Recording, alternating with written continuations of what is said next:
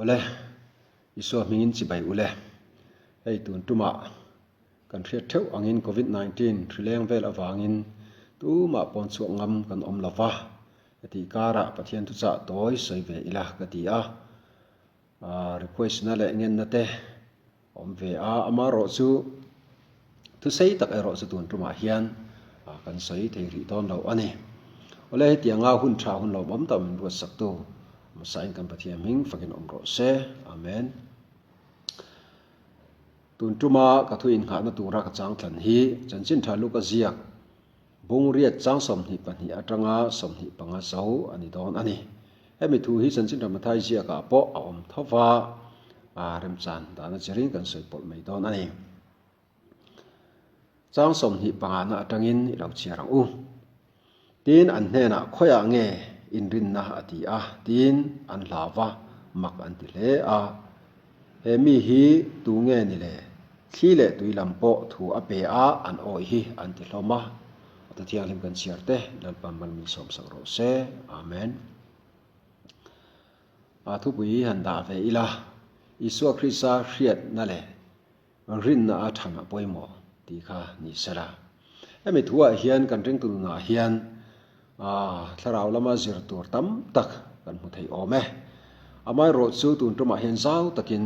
kan sei man ri don lawa in ria thiam na ka nge masa ani ole athu kan hriat angin isu krista rong bol na ani kalili dil kama rong bol na ani dam lo tam tak ati dama parte ti thiang lemin ram huai te anot chuaka chin tha wang bok ani elai muna chanchin thapuan hi ram chanchin tha ani baptist tu zohana nen khan an thu puan hi ein angani simro van ram chu anai ta ti kha an puan ber ani ole ta hian thil pakhat ka lo zot lokang cheu tuna hian keini hian eng chanchin thange kan puan vele ti kha ka zot tu ani he isu atena an puan ram chanchin thai kan puang chun zom ve em tuna kan puan hi khongai na chanchin tha ani ti kha pasoi tu ani he ram chanchin tha ero chu khar khepin om ri ani eng wange kan ti chuan he ram chanchin tha an puan lai hian Israel mi ten du lovin an lo hnola chumi awangin khar khepin om ri ani he khongai na hun azo huna khar khipa om chu hon sak an ni anga he ram chanchin thai puan chun zomin om to na ni i kha chanchin thama thai ziak bung som ni palina po han chiang takin kan mu the ani ole isu krista rong bol na kha soi sun som le ila tuna hian kalili dil ra le lama an kayan tum meka kerosene lam an pan mek ani ta chuan zirtir tenen longa an chuanga ti chuan thlipui na satak aron tle a dil tuina satakin aron phone bok ani heti lai hian isu krista ero tui takin alo mu hilani ta hian zirtir tu te thin lunga hian engtin nge lo omang katia an rin an in nga na isu krista an bula om ve renga an ngamangem ti khani maro chu athua hian hnuai lama chiang takin kanon chiar to ang khan anin nga ngam lo zia alang ani eng wange kan ti chuan pakhat na soi ka du chu isu krista an rina hi an khachiang tok ri lo ani eng wange kan ti chuan khachiang se anin ngam tur ani he thlipui le tui phone te chunga po hian thu nei tu ani thil ti theina ani ti hi khachiang se thamuang takin om tur ani thamuang takan om thei lo na chan chu an hriat chian lo wang kha ni unau du tak ni tin kan nun ko nga po har sanna le buena ne kan to kan ei zon na ko nga po kan thil ti na kan tho na kong tin re nga po ma se isu krista kan hriat chian lo awanga hlau thon na le thlapang taka kan om na hi atam om bange ka ti chu wang chon isu krista hriat chian hi apa poimo tak em i hriat chiang zelang u athu tak le ani na athil ti theinai kan hriat chian hi apoimo tak se ani kan thamun theina turin kan chak zel theina turin poimo tak se mi hring na apo a melan dana rin om mel deu chunga hian kan riat chian si lo chu tiang chunga chuanin cheng noi khat chu sei lo sangli nga po kan puk tir phalangem kan da ngamangem akuta khan ngam lawang tiro a mel lan dan ringotarin om hel deuh mei chunga khan kan riat chian chunga chuanin a mel lan dana rin om mel lo deuh po ni ro se cheng noi khat po kha kan da ngam thawang eng wange kan riat chian ani awang chu wangin riat chian na hi apoi mo takset ani iso krisa hi riat chiang se lo azirtir tu te khan riat chian na mol chu an nei thawa an nei thawe dam lo ti dam na ate phara ti thiang lim na ate ram hoi no chu na ate an thre ve ka an hu ve ka long khatiang konga chuanin eng anga dam lo serious po ni ro se ram huai chak tak le tam tak po ni ro se an ho chuwa thei lo le ati dam thei lo hi an ring mia lawang chimi konga chuan ein khat ngam fia wang an thla phang lo via wang eng wange an hu alom athil ti ati to alom chu su an hu to alom chu tiang chuanin Isua Krista po hi keini po in kan riat chian na kan dai to atanga kan rin ngam na kan riat chian na chuanin kan in ngat ngam via wang kan tha muang via wang chu wang chuanin riat chian na ko riat chian hi tum ze lang oti hi kain som du ani ko vela har san na chi rang te po kan tok ze lang kan ma huna enge lo thleng don po kan thelo chumia Isua Krista riat chian na kan nei lo chuanin tha phang kan om se don ani ring lo mi te ne danglam na enge kan me Isua Krista nei tu kan ni na thamuang ta kan om theina tu chuan kan riat chian hi apoi mo tak san tin adu lo zong po kan riat apoi mo adu zong te kan riat apoi mo le a huat zong te a hmangai na te a thik thu chiat na te angil nei na te a thun hoi rol na te tam tak om theyang chu tiang po chu kan riat chian zel hi apoi mo ani kan riat apoi mo ani chu wang chuan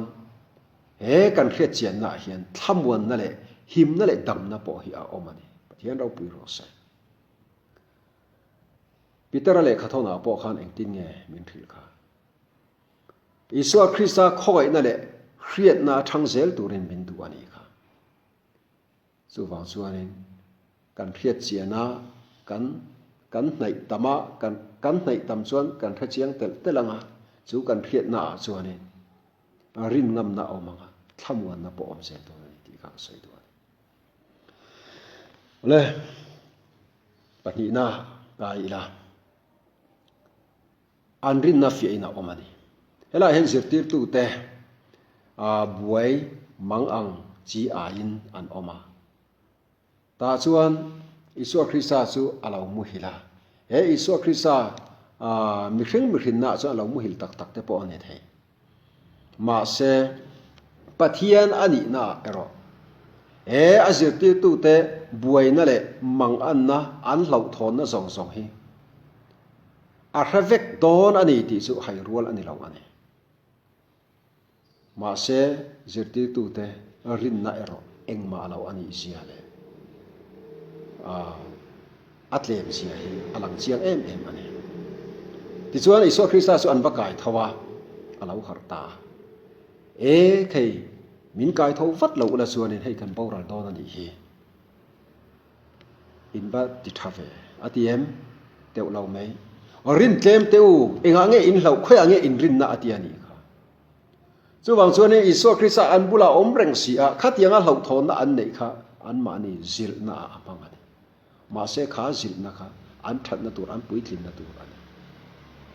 chu tiang chuanin ke ni po Isua Krista nei tu ring tu kani kau thana po na sadaka in mang ve thau si khan enga mo kan thil ti na kong tin renga hian hlo nga thau si kha kan rin na kha eng ange ani ti hi kan in en chian hi apoi mo tak set ani khoi ange kan rin na ti hi ma ni a hian in en fia apoi mo tak set ani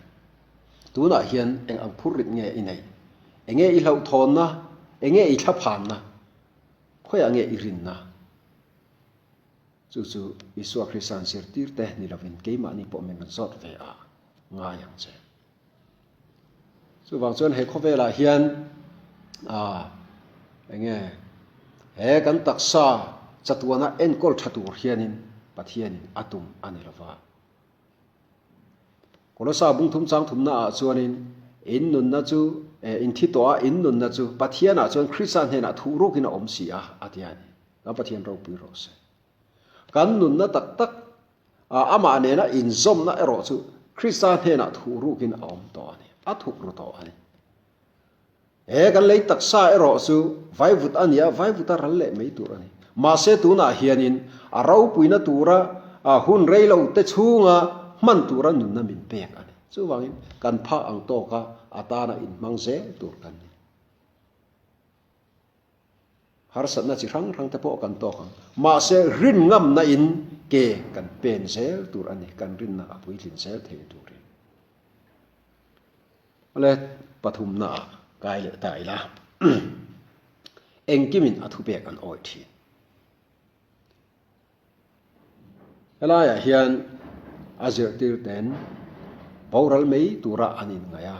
thaphang taka an om lain isua chuan thlipui le tui phone te chuwa chuanin thu ape a hawa alo bangta alo re ta ngala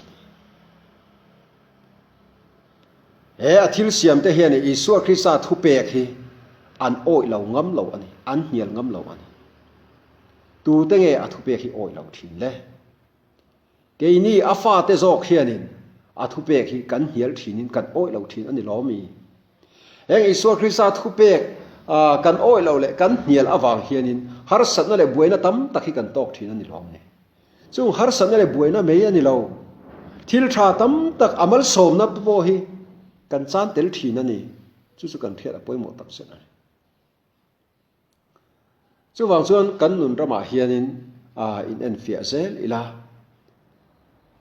sual na thlipui le ti sachak na them na tui phone chi rang rang hian inun hi arun chim buai thi ne chimi ko nga eng angin nge nangin ilo chan te thin le thil eng kim hian athu pek hi an oi thi ti hi hriala chimi ko nga chuan dau ngai a oma kal san ngai a oma ban san ngai a oma ngoi san ngai te po hi a oma ni ti da nei nang fek chuang lo chu wangin Isua Christa thil ti theina mak tak chu ke ma ni hne na hian a om ve a Isua Christa nei tu te tan eng ma hlau tur a om to lo ani ram pathian ro pui ro se tun lai a hian hey coronavirus COVID-19 rileng vela wangin khovel po hian buaina na satak atoka keini mizo ram Christian ram ngei po hi na satakin mi puite kan chi ai ani lomi hebi konga po hianin kan rin na hi ti lan po hi apoimo tak set ani chumi ka ti awangin pona po kan chuak mayang ka ti na lam ero ani lo phim khur taka kan om ero chu apoimo ama ro chu a ring lo tu te ai ma hlau thoga kan lo om hi eng ang rin na nge kan nei ti ero chu kan so tu ani rileng chunga po thu nei tu athil siam tin rengin athu hi an hnial ngam lo ka ti kha an oi lo ngam lo kan ti to kha eng kimin athu an oi thi chu wangin Isua Christa